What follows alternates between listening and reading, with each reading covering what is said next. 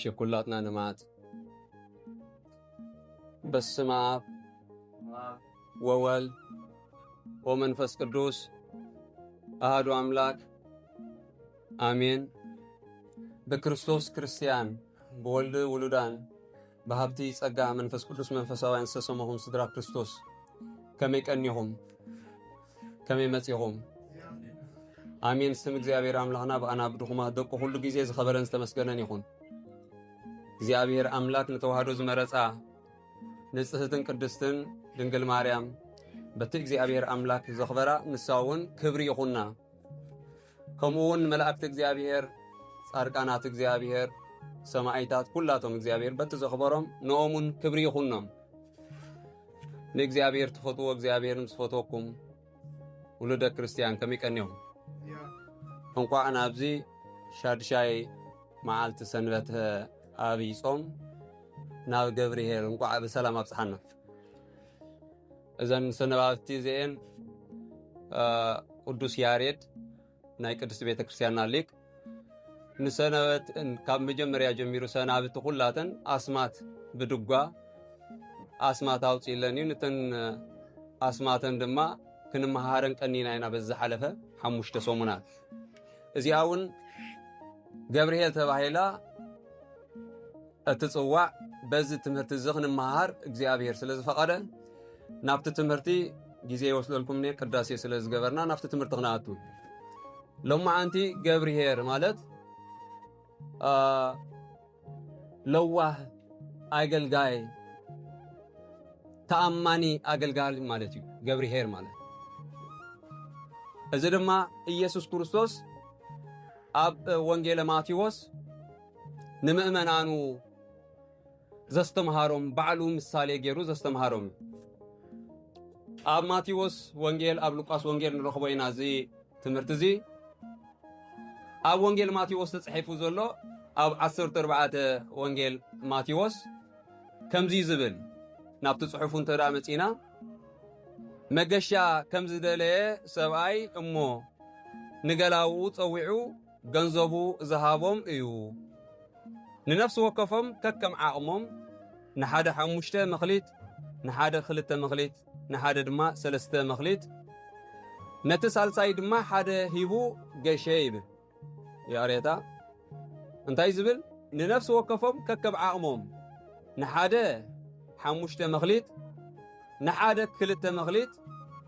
ነቲ ሳልሳይ ድማ ሓደ መኽሊት ሂቡ ንመገሽኡ ከይዱ ኣብዚ ጎይታናን አምላኽናን መድኃኒናን ኢየሱስ ክርስቶስ ዘስተምረና ዘሎ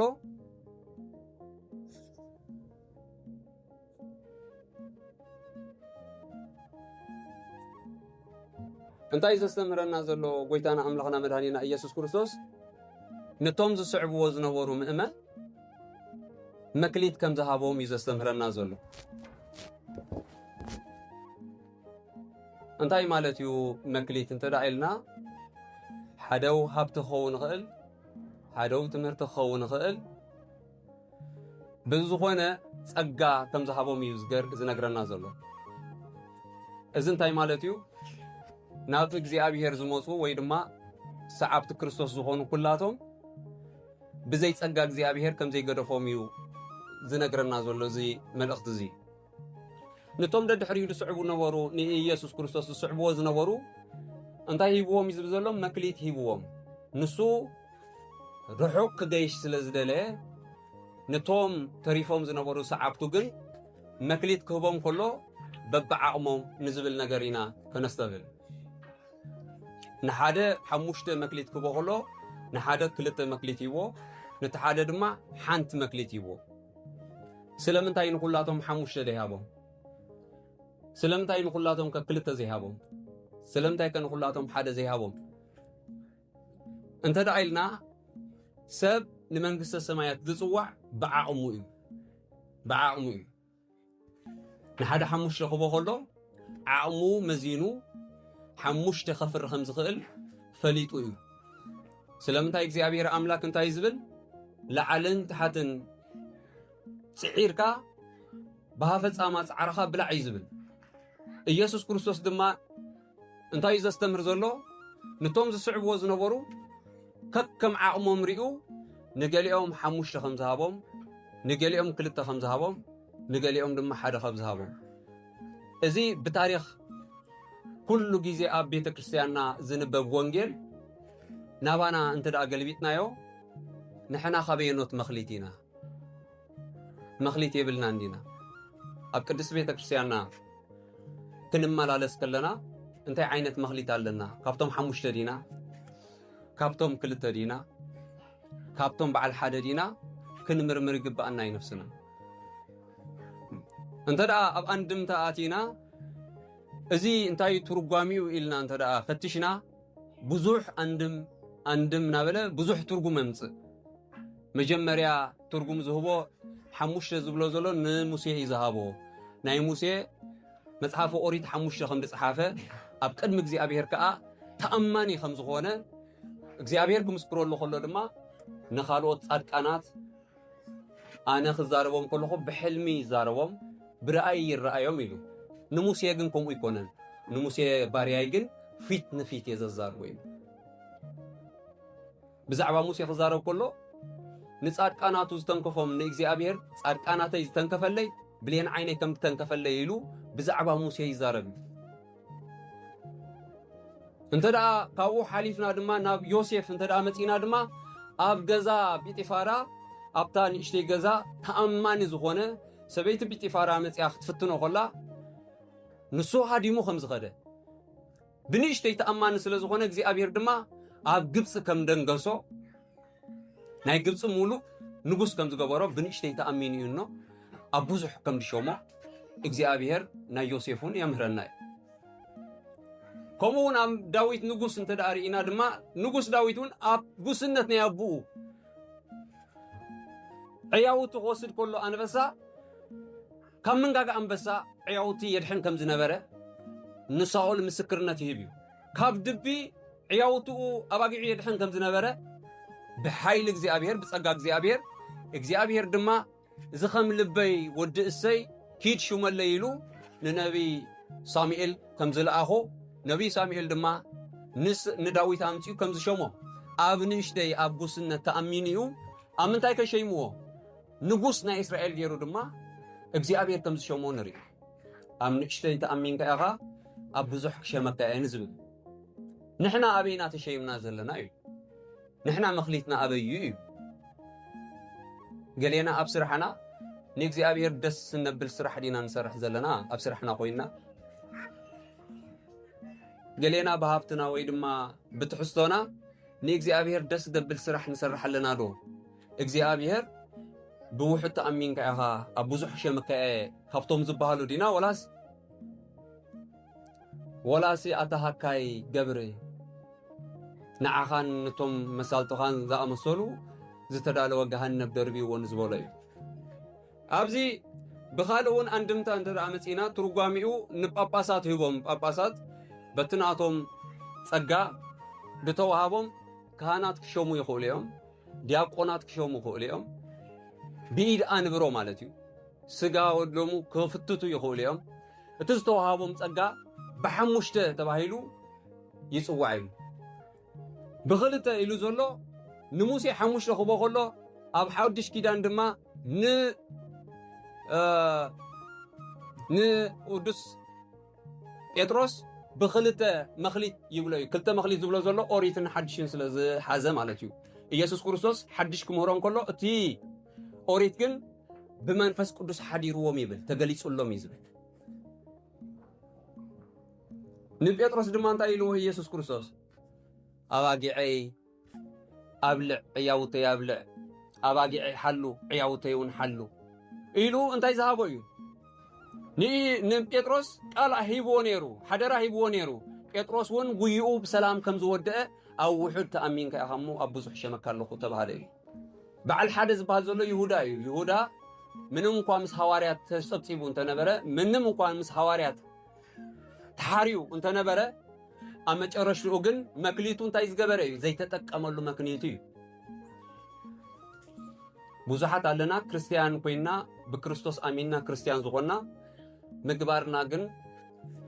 فرزي بلو بوزحاتنا إزي ገብርሄር ተባሂሉ ተጸዊዕ ዘሎ ድማ እንታይ ዝገበረ እንተዳኢልና ልክዕ በቲ እግዚአብሔር አምላክ ዝገመቶ ወይ ድማ በቲ ጎይቱ ዝገመቶ ሓሙሽተ ኣብዛሃበሉ ሓሙሽተ ድማ መኽሊት ዘፍረየ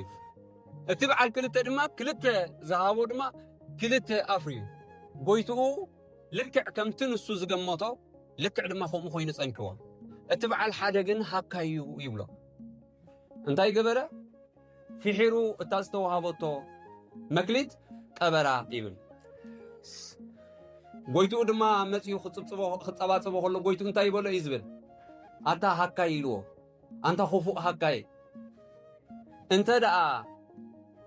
ንስኻ ተይተዓየላ ኮይንካ ንምንታይ ነቶም ዓየይቲ ዘይትቦም ካብቶም ዓየይቲ እንታይ ምስ ረኸብኩ ነይረ ኢሉ ወለዳ ንሳታ ንብረትን ምረኸብኩዋ ነይረ ንምንታይ ቀቢርካያ እዩ ንምንታይ ቀቢርካያ ብዛዕባ እዚ ፍረ ዝብል ደሎ ኣብ ዮሐንስ 15 እንተ ደኣ ኣንቢብኩም እንታይ ዝብል ክትረኽቡ ኢኹም ብዛዕባ ፍረ እንታይ ኢሉ ዮሐንስ መስኪሩሎ ኣነ ናይ ብሓቂ ጉንዲ ወይኒ እየ ንባቡ ጥራይ በዓሉ ኣብኡ ከለዉ ከኣትወኩም እዩ ንባቡ ጥራይ ኣብኡ ከለዉ ክትፈልጥዎ ኢኹም ምግላጽ ዘድልዮ ኣይኮነን እንታይ ዝብል ዘሎ ኣነ ናይ ሓቂ ጉንዲ ወይኒ እየ ተኻሊኡ ድማ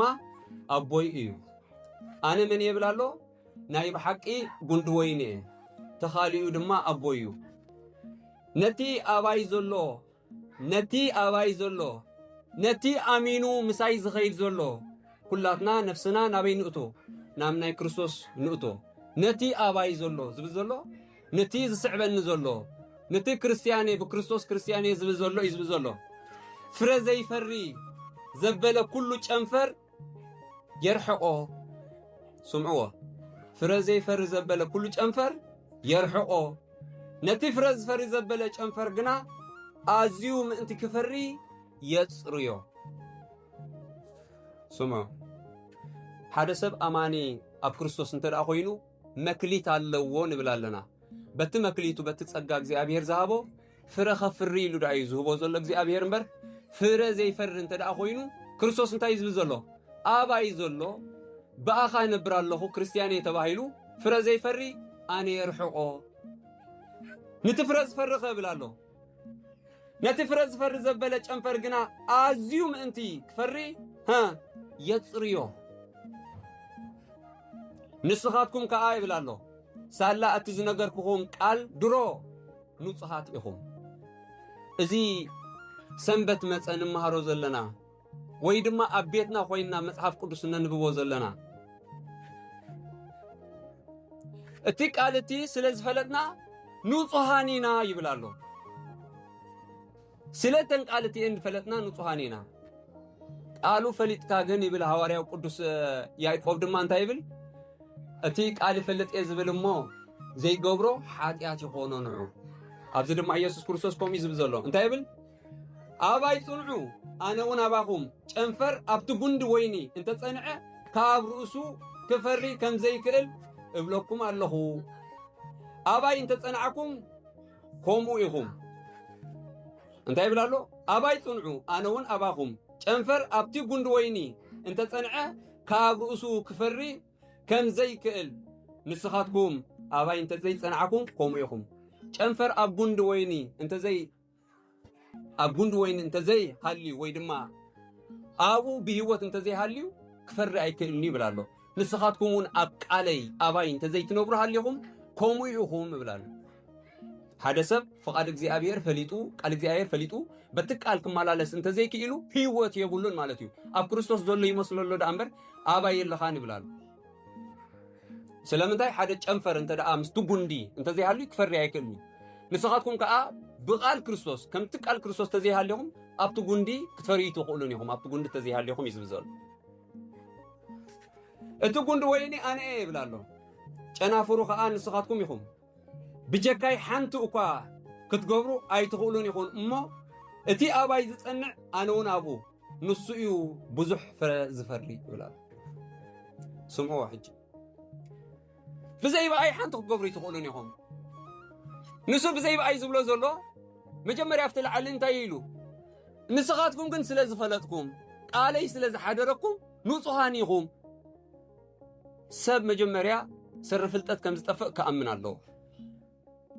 نتفليت وزولو دما تزي نبيرو دما كم زطفق دما خفلت الله حدا سب فلتت فليت وطراي انت دا زي فريلو خوينو اتمكليتو انت دا زي فريلو خوينو انت يزبلو زول ابزي يدربه يدربه فرزي فرزبل نتفرز فرغن مليسو انت يغبرو يزبلو زولو يصريو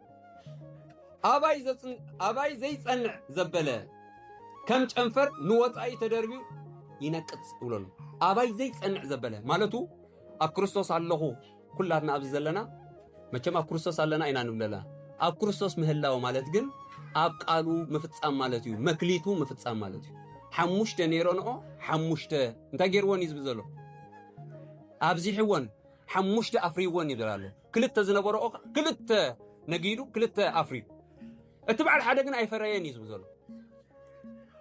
አባይ መላው ዝብሎ ዘሎ እግዚአብሔር እንታዩ ክትፈሪ መخالي ይዝብሎ ዘሎ መክሊትካ አለካ በትመክሊትካ ጌርካ ሀብት ዘለዎ በየን አይነት እንታይ አይነት ክፈረኸም ዘለዎ ኢየሱስ ክርስቶስ ይልዩ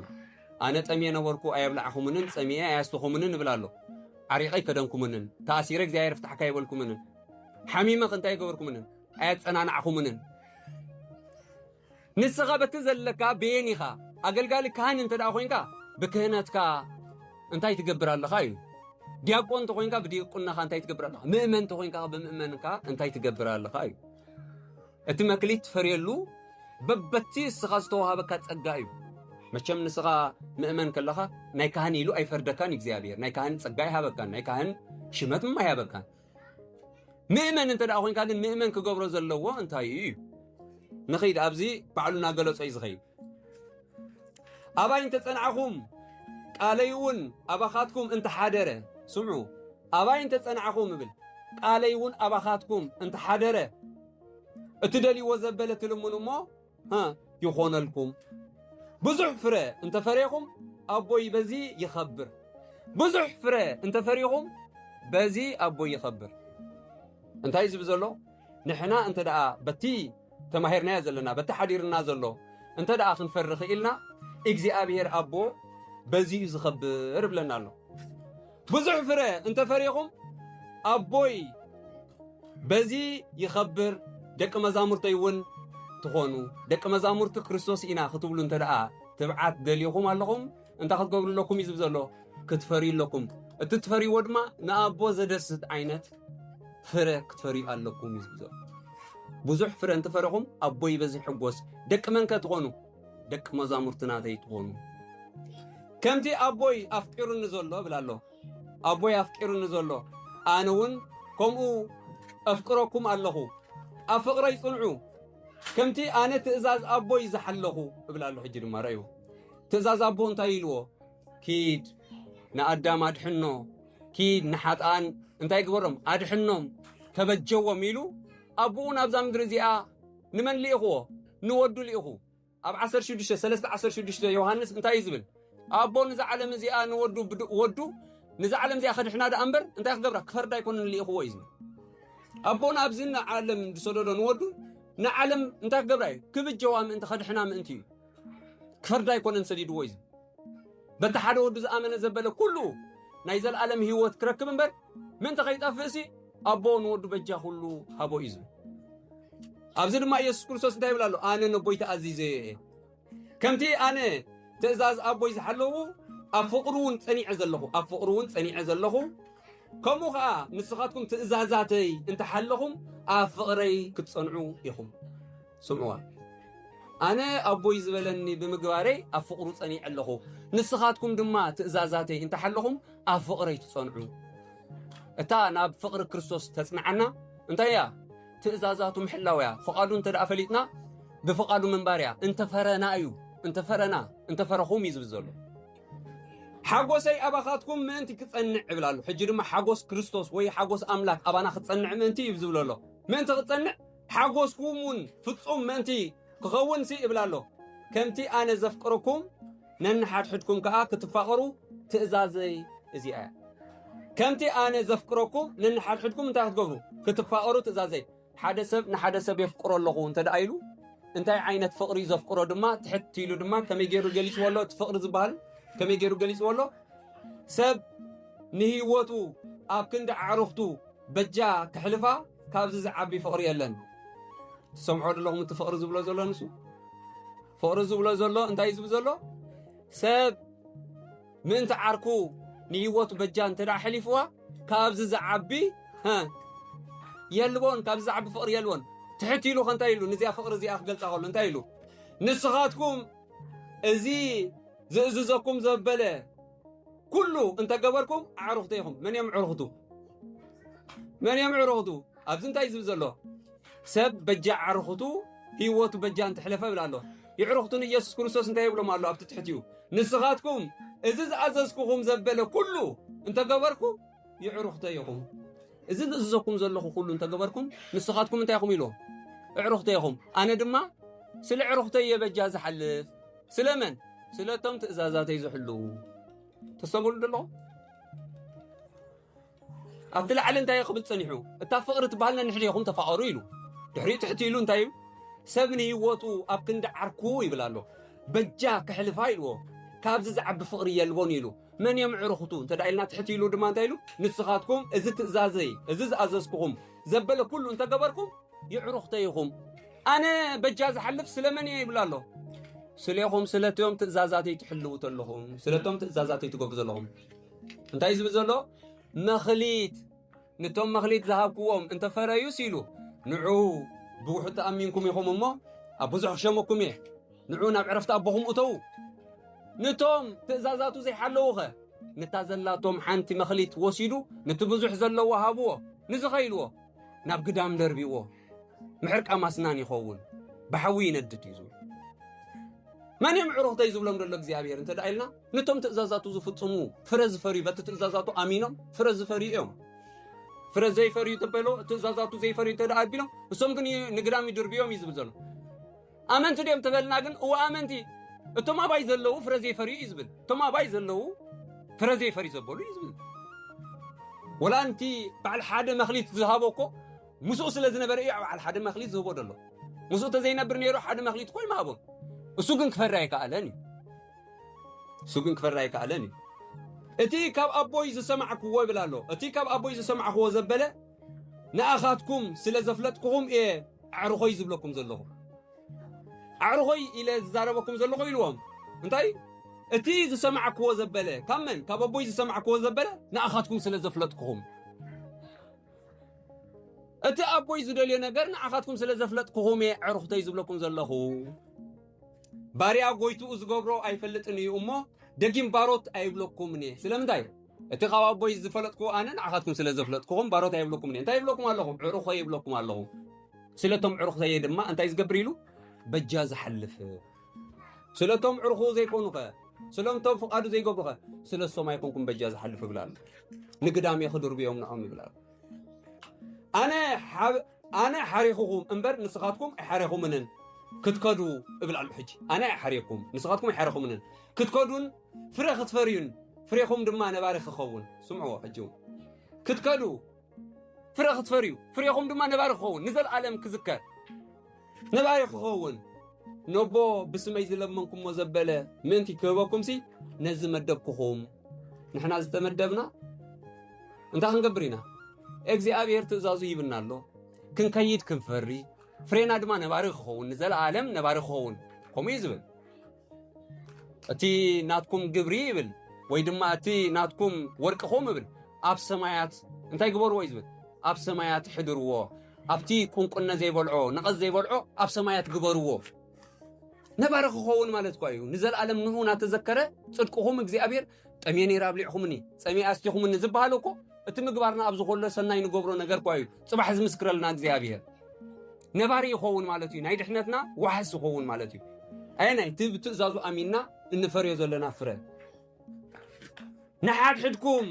ክትፋቐሩ እዚ እዝዘኩም ኣለኹ አመጨረሻ እንታይ ኢሉ ነንሓድሕድኩም ክትፋቐሩ እዚ እዝዘኩም ኣለኹ ናይ እግዚአብሔር ትእዛዝ እንታይ እዩ ነንሓዲና ክንፋቐር እታ ፍቕሪ ትበሃል ከመያ ኢልዋ እታ ፍቕሪ እንታይ ኢልዋ ስለ ዓርኩ በጃ ዝኸውን ካብዚኣ ተዓቢ ፍቕሪ የላን من يعركها فقاد እግዚአብሔር ዝገብር يعركها فقاد እግዚአብሔር ዝገብር يعركها بفقاد ፈጣሪ ዝመላለስ يعركها نحنا خمينا እዩ ኣብዚ ኣኽለና እቲ ትምህርትና ኢሎሚ ቅዳሴ ስለ ዝነበረ ተንዋሕናዮ ኩሉ ስለ ትፈልጥዎ እግዚአብሔር መንፈስ ቅዱስ ትሰማዕናዮ ናብ ልብና ሓድሮ ንሕና ኩሉ ግዜ ናብ ቅዱስ ቤተ ክርስቲያንና ብዙሕ ግዜ ክንመላለስ ከለና ንእግዚአብሔር ዘደስት ነገር ወይ እግዚአብሔር ኣቦ ዝድሰተሉ ነገር ኣብ ውሽጥና እንታይ ጌርና ክንብል ክንክእል ኣለና ነፍስና ክንምርምር ኣለና እንታይ ይዝብል ኣብቲ ጽሑፉ ነፍስኹም እንተፈረድኩምሲ ዝፈርደኩም የብልኩምን እንታይ ማለት እዩ እዚ ነፍስኹም እንተፈረድኩም ባዕልኹም ዝፈርደኩም የብልኩምን ማለት እንታይ ማለት እዩ ኣነ ሓጢእ ዝበለ ሰብ እግዚአብሔር ሓጢእ ካብሎ ድዩ ኣይብሎኒ ሓደ ሰብ ሓጢኣተኛ ኣነ ኢሉ እንታይ ከም ዘድልዮ እግዚአብሔር ገሊጹሉ ኣሎ ንስሐ ይዘድልዮ ንስሐ ይንስሕ ዘይቲ ሒዙ ደሎ ዝብሎ ዘሎ ኢየሱስ ክርስቶስ ኣነ ብዘይትፈልጥዋ ብድንገት ክመጸኩም እየ ከም ሰራቑ ኮይኑ ክመጸኩም እየ ከም ሰራቑ ኮይኑ ክመጽእ ከሎ እግዚአብሔር እቶም ዘይቲ ሒዞም ምስ ፋኖሶም ዘይቲ ሒዞም ዝጸንሑ ማለት ምስ እምነቶም ምግባር ሒዞም ዝጸንሑ እዚኣቶም እዮም ምስኡ ዝኣትዉ ናብቲ መንግስቲ ኣምላክ እቶም እምነት ጥራይ ሒዞም ምግባር ዘይጸንሖም ወጻኢ ኸዱ እዩ ዝብል ኳሕኩሕም ኣይከፍተኩም የተባሃሉ እዩ ዝብል እና ንሕና ኩሉ ግዜ እንገብሮ ዘለና ንእግዚአብሔር ዘደስት ድዩ ኣብ ቅድሚ እግዚአብሔር ቆይምና ክምስከረልና ከሎስ ጠምየ ነይረ ኣብሊዕኹምኒ ጸምየ ኣስቲኹምኒ ዘሰኒ ድዩ ትንሰርሖ ዘለና እዩ እንተ ደኣ ፈቃድ እግዚአብሔር ዘይንፈልጥ ሃሊና ኩሉ ግዜ ብቓል ኢና ንድሕን ቃል እዩ ዘድሕነና ቃል ዝብል ዘሎ መጀመርያ እግዚአብሔር እንታይ ዝብል ሰር ፍልጠቶም እዮም ዝጠፍኡ ደለዉ ህዝበ ይብል ኣነ መጽየተ ዘይምህሮም ነይረ ግን ሓጢኣት ኣይምኾኖም ነይሩ ኣስተብሉ ኣነ መጽየተ ዘይምህሮም ሓጢኣት ኣይምኾኖም ነይሩ ሕጂ ግን ስለ ሓጢኣቶም ምኽንያት የብሎምን ኢና ተባሂልና ዘለና ስለምንታይ እግዚአብሔር ካብ ሰማያት ወሪዱ ኣስተምሂሩ ጥራይ ኣይኮኑን መምሃራን ልኢኹ እዩ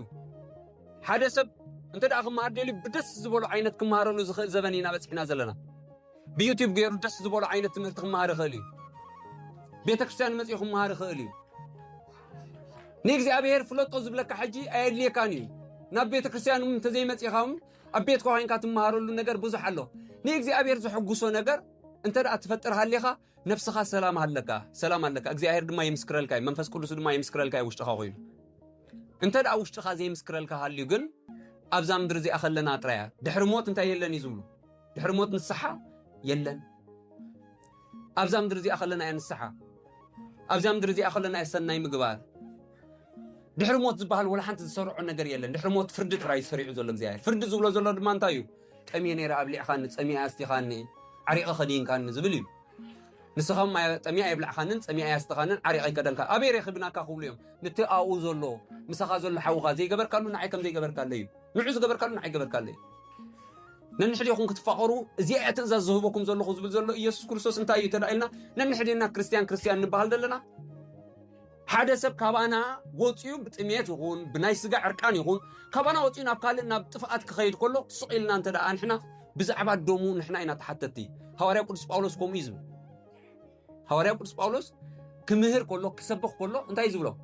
ጸዊዑን ብምሉኣቶም ምሂርዎም ኣስተምሂርዎም ንሶም ግን ክንኣምነካ ይንኽእል ኢና ክንቅበለካ ይንኽእል ኢና ምስ በልዎ ካብ ደምኩም ኣነ ንጹህ ኢልዎ ካብ ደምኩም ንጹህ እየ ንሕና ድማ በቲ ዘለና መክሊት ብየን ኢና ንእግዚአብሔር ነደስት ኢልና ክንኣምን ኣለና ብየን ኢና ንእግዚአብሔር ነደስቶ ክንፈልጥ ኣለና በቲ ንግፈርዮ ፍርያ ድማ እግዚአብሔር በዚዩ እግዚአብሔር ኣቦ በዚዩ ደስ ድብሎ ይብላል ኣምላኽ ደስ ድብሎ ብምንታይ በቲ ንፈርዮ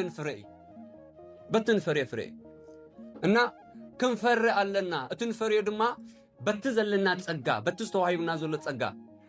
ካህናት ከምዚ ይገበሩን ዲያቆናት ከምዚ ይገበሩን ኩስቶ ከምዚ ይገበሩ ኩላቶም ነናቶም ፍርዲ ኣለዎም ንስኻ ግን ከም ምእመን እንታይ ትገብር ኣለኻ ምእመን ኮይንካ እንታይ ክትገብር እዩ ዝግባእካ በዚ ነገር እዚ ጥራይ ተሓስብ ኣለካ ንስሓ ተነሲሕካ ድማ ንቁርባን ድማ ኩላትና ንቁርባን ክንዳሉ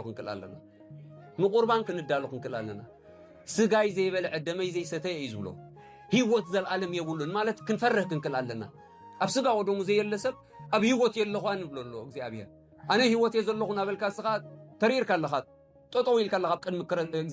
እግዚአብሔር ይፈርደካ ኣሎ ኣብዚ ምድሪ ዘለኻ ኩልኻ እኳ ይዝፈርድ ዘሎ ኣብ ምድሪ ከለኻ ስጋይ ዘይበልዓኻ ደመይ ዘይሰተኻ هيوت زلعلم يبلكان يبلكان هيوت على النت بلا الله خنصا كتفرك تقول لك قال እግዚአብሔር كفرها خلالو أنا يلو نبقى مستر بخون كحكو هو يزبل كحكو حنا أيفلتكم نبالكم يزبل أيفلتك كان يخبز بلك 10 جزينات مالازك أبيتو كتفرك تقول لك أبات نفسك تحزن لك كتناس حلك تناسي خا እግዚአብሔር بنص أغير وي تبجي كاينسو سلا حاتيات زبال تخوفلو ነገር يبلكان سلا حاتيات زبال نسو بعلو سغاو قريسو دم افسيسو نسو واغا خفيلينا بلخنا نسخا واين منتاي خا نتي حاتياتكا ارجفكا ارحكا نب እግዚአብሔር زي مقرب من منتايو كسمعاس يقوم يزبل كسمعاس يوم بخلته تحنكسو يبل بخلته تحنكسو مالت ابسغان اب نفسن تحنكسو زلهم كسمعاس يقوم يزبل وي وعي يكون وي زحل يكون اي زحل بمخانكا طفكم لك اي زبل اب تصحفوا وي وعي يكون وي زحل يكون مالت وي امان كوينكا امنتكا نخبركا تكبار እግዚአብሔር تزاز እግዚአብሔር ናገበርካ ናፈጸምካ ናፈረኻ ንእግዚአብሔር ራስ ንር ይብላሉ ወይ ድማ ከይድማ بعالم كاربيحካ ድማ ቦኻ አጥፋ ይብላሉ ሓዲ ሓዝ وي وعي وي زحل كام مخانكا ግን طفكم لك انا አይቀበለካኒ ይዝብ ዘሎ ክንፈርህ ክንከላለና اتفرهاتنا ግን ናይ ፍቅር እግዚአብሔር ዳ ክንፈርህ ክንከላለና እንበር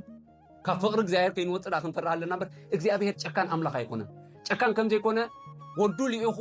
ክሳብ በጃ ኣብ መስቀል ስለና ኸብል እምነትና እንተ ዳ አሚንና ይሃሊና በፈቃዱ ክንማላለስ ክንከላለና በፍቅሩ ክንማላለስ ክንከላለና እግዚአብሔር አምላክ አም ንገብሮ ሁሉ ነገር በመንፈሱ ገሩ ይደግፈና ዝነጠበ ዝጎደለን በአፍሮና አንቱ ጓን መልአክቱ ይታረመልና نعين لكم صنيلكم سمعهم نابت قبروا كله صلاة እግዚአብሔር صنيل يسمعكم وسبحان الله እግዚአብሔር ولا ولادي تدنجل ولا مسقال كور آمين